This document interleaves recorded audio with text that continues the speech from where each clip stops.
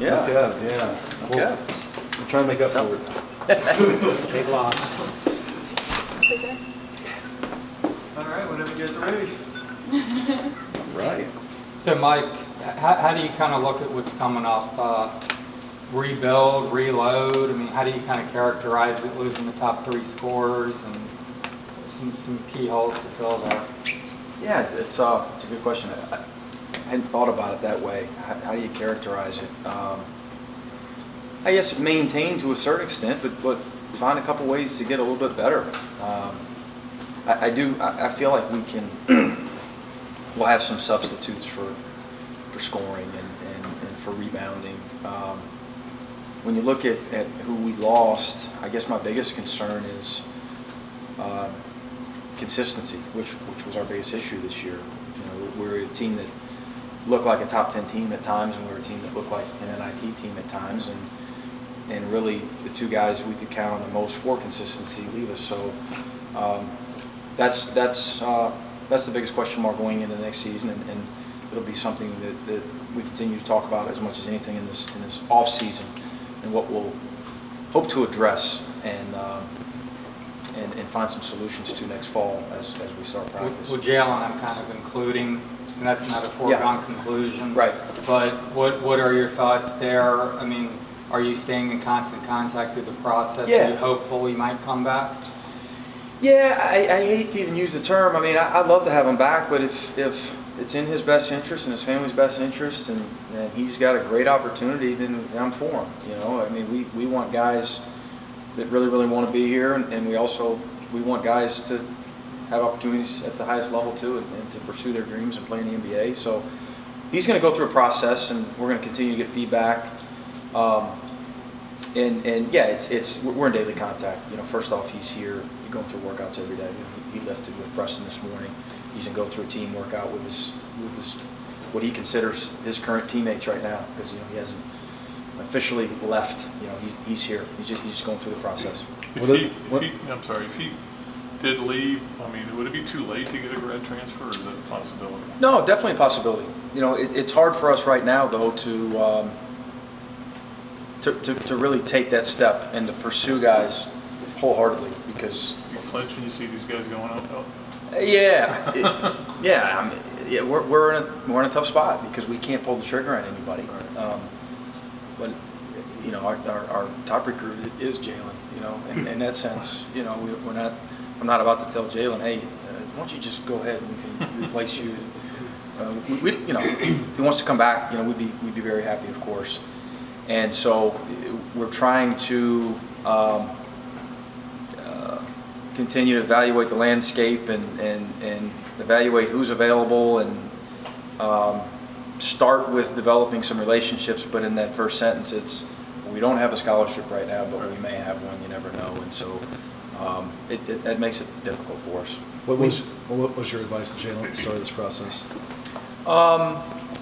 Biggest advice to Jalen is to continue working. Just because he declared for the NBA draft means he's not 1 inch closer to being an NBA player. That has nothing to do with it. You know, putting your name in, nothing at all. He's got a lot of work to do. He knows that. Just like we did with him all season, and we did with all of our other players, avoiding all of that noise that's coming. Congratulations, you made the, no, that's not the case. Congrats, you had a great career. That's not the case either, because that's not the decision yet. Now, the next piece of advice is take the feedback from the right people.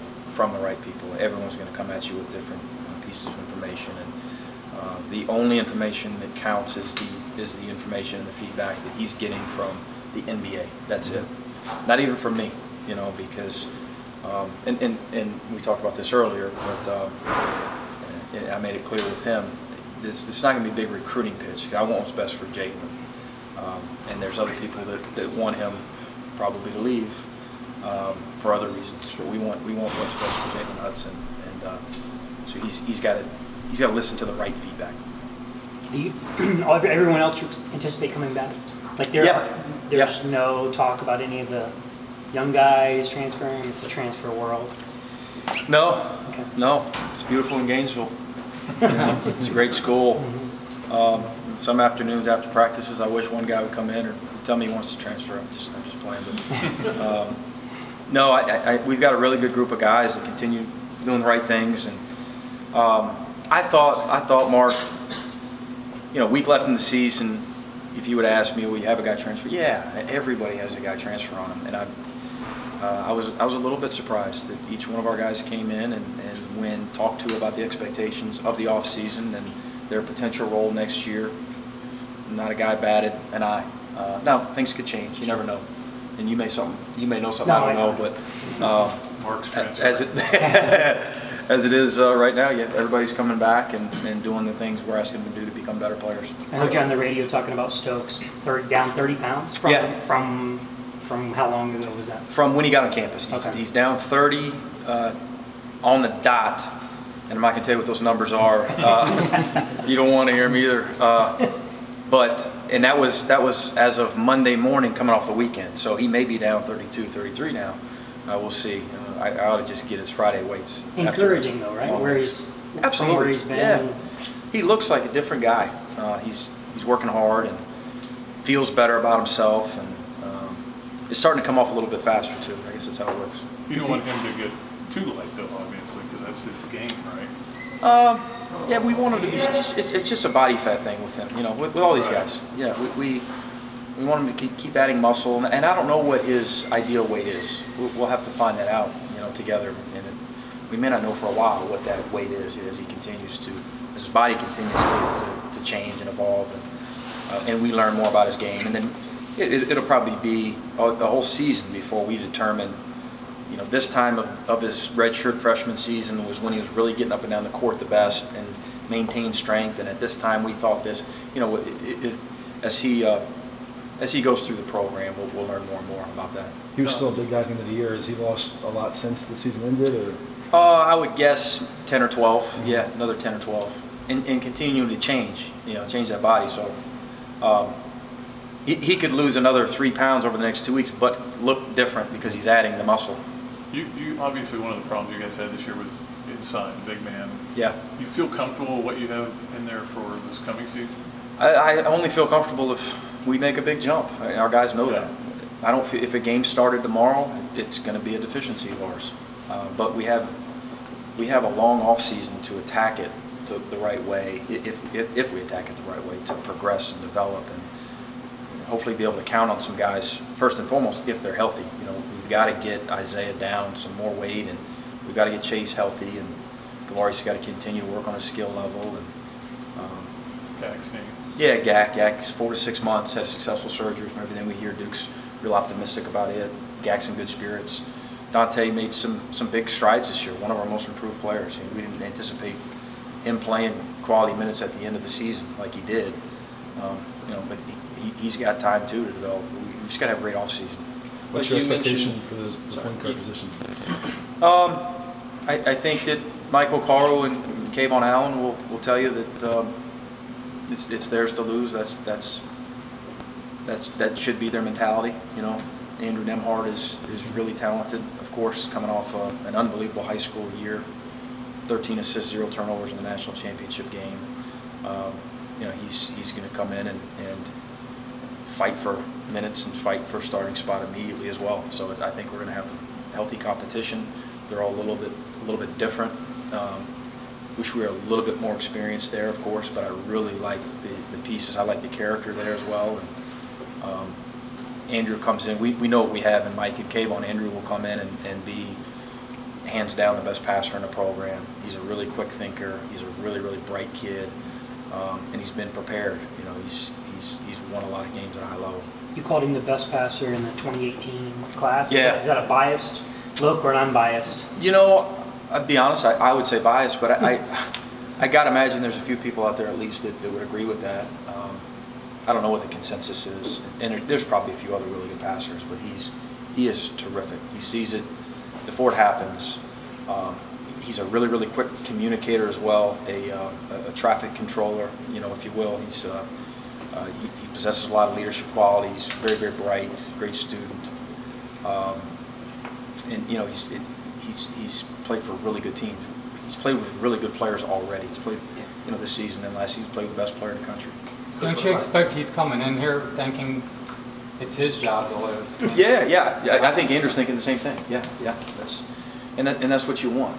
That's what you want. And Kayvon showed this year that he's capable of handling the ball and scoring and playing on and off the ball, of course. And Andrew's he's a pure point guard. He's a true point that gets guys shots and gets guys layups.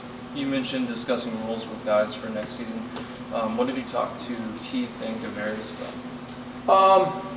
Keith, more than anything, consistency. Being a guy that we know what we're getting out of every day. Being a guy that brings positive energy every day. Learning to pick his spots as he's now a junior. He's really a senior, but a redshirt junior, in terms of helping these young guys along as they come in. We're going to be dependent upon 5 freshmen. Not only 3 we're bringing in, but 2 redshirt freshmen. And Keith's got to start leading a little bit. Kavari's really started doing that this year, but he's got to lead himself better to be more consistent. He had some stuff, a little elementary stuff, being late to this, being late to that. And as a senior, he can't lead by example if he's falling into that stuff again. And then he's got to develop his game. Kavari's, we've got to have him in the gym more. He's got to be able to make 15-footers, convert at a higher level in the paint and at the foul line. And what do you think Keith's ceiling is with the bigger role this season? Next season? Keith's really talented. He had games where he was terrific defensively, and he had games where he was a liability. And it was the first time we really leaned on him heavily. I think as a redshirt junior, again, a challenge to him would be to be more of a consistent defender where he's playing heavier minutes potentially. And then offensively, we know how skilled he is and how versatile he is. We've got to find a role for him earlier in the season. It took a while for him to really get going this year. You said Chase get healthy. He's still struggling? No, just I guess avoiding the contact. He's 100% right now. Okay. Just we just don't want to risk anything with. I guess he went so long without playing. We don't want a ton of contact there to risk another injury. But yeah, he looks great. First Coach, coaching loss. What message do you have for the fans after all the support this year? And while patience can be thin with fans sometime, message for the future? Yeah, our fans are incredible. It's a really neat place where your fans provide an electric environment at home. Our fans understand the game, and they provide that healthy expectation and that healthy pressure, and that's the way we want it. It's a really, really successful program. Of course, we're blessed to be here. As you look back on the season, there's a few regrets. I wish we could have finished that game. I wish we could have got the ball in bounds in that game. Wish we could have held on in that one. So on and so forth. But there was a lot of positivity too. We're going to continue to play a grueling schedule. When you evaluate our seasons, I don't think you can ever look at the number of wins because, heck, we only lost to a few teams that didn't go to the NCAA tournament. And we're going to continue playing a big-time schedule. We led the nation in top 25 wins, second in the country in quad 1 wins. We had 5 academic all-SEC guys. I mean, there were a lot of positivity. I thought we were playing our best basketball at the end of the season. Hopefully we can find our groove a little bit earlier this coming year. Hopefully we can be a little bit better defensively. That point guard spot, of course, is important. Our health is important. But just overall, Russ, just thankful to our fans for all they do for us. Last time you lost an assistant coach off your staff? After our 3rd year at Louisiana Tech, I lost Isaac Brown to Wichita State and Derek Jones to Vanderbilt, and we replaced them with 2 really good guys here. So I like to think I'm 2 for 2 right now. Hopefully 3 for 3 with Armand Gates, who's terrific. Highly sought after assistant coach throughout the country, was actually involved with some other opportunities as well. Chris Collins thinks the world of him. Jimmy Phillips, who's a terrific athletic director at Northwestern, thinks the world of him. I've known Armand a long time. He's won wherever he's been. Helped Porter Mosier at Loyola Chicago start building that program. Obviously helped Northwestern get to the first NCAA tournament in school's history last year. A really good cultural fit, a guy we all are very fond of as a coach. a recruiter, as a mentor, and most importantly, as a human being, as a fit on our staff. When did he first come on your radar? What was the first recommendation you got? Oh, probably a few years ago. Yeah, just running into him on the road. You're always, I guess, kind of surveying it a little bit, and you're always keeping a little bit of a list. And then after I hired Jordan Mincy, who's very close with him, a few years ago, I started becoming more and more familiar with Armand. You know, so just happened to be we had a bunch of good candidates. I narrowed it to a few that I felt really good about, and ultimately with him I felt the most comfortable. And it was a marriage that met in the middle as well. I just like recruiting, you want guys that really want to be here and feel like they're a great fit as well, and you don't have to sell too much. So he's hit the ground running, and we had our first staff meeting this morning. More? Did you have any specific goals when you first came to Florida and coming into year 4 now? I mean, for the program as a whole, but coming into year 4, where do you think you are within those sort of goals, and how do you think you can build on this season? Well, at Florida, I mean, if you're not in this athletic department, if you're not in a position where you're potentially competing for championships, and you're wasting time, you know, so that's first and foremost, and that's, you know, we're talking conference championships, and hopefully ultimately you got a chance to get to a Final Four and compete for a national championship. And where are we? I mean, again, going back to the season, we were pretty close in a lot of regards this season. We've got to continue to get better. I mean, we finished third in a terrific league, in a league that might have been as strong as it's ever been in the history of the SEC. And we were right there with a couple other games where if you could have had them back, in fact, maybe you want to share that of the SEC. But consistency is a thing that we'll continue to harp on. We'll continue to try to recruit at the highest level possible, develop these guys. I really like where we are in terms of the character of our roster, how our guys are taking care of business off the floor, how they take care of business academically. We've got to continue to develop offensively and defensively. Simply, you know, becoming better and better as a basketball team. We've got some pieces we've got to replace, but we have arguably our best class coming in. I like a lot of the young guys we have as well. And so it's an exciting time. It's a time where I wish practice started tomorrow. I really do. I'm excited about what we could be. Eager to get started and eager to get healthy and get at it and start some defensive drills. What's a reasonable jump that DeAndre could make? DeAndre? Yeah. He's a big wild card. I think that's an interesting one. Probably as much as anybody on the team. We're considering different things we could do offensively. Again, I wish we started tomorrow, but we have a bunch of time, so why not take it